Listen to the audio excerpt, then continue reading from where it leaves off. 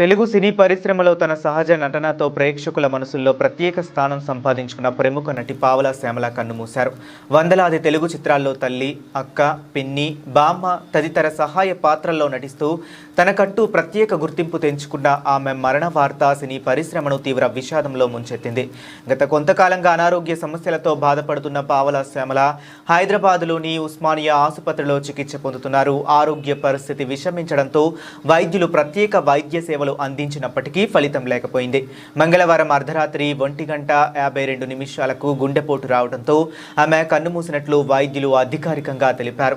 దాదాపు 4 దశాబ్దాలకు పైగా సినీ రంగంలో కొనసాగిన పావలా శ్యామల అనేక మంది ప్రముఖ హీరోలు, దర్శకులతో కలిసి వందలాది చిత్రాల్లో నటించారు. చిన్న పాత్ర అయినా తన సహజమైన అభినయంతో ప్రేక్షకుల ప్రశంసలు అందుకున్నారు. ఆమె పోషించిన పాత్రలు ఇప్పటికీ సినీ అభిమానుల మదిలో నిలిచిపోయాయి. పావలా శ్యామల మరణ వార్త తెలిసిన వెంటనే సినీ ప్రముఖులు, రాజకీయ నాయకులు, అభిమానులు తీవ్ర దిగ్భ్రాంతి వ్యక్తం చేస్తున్నారు.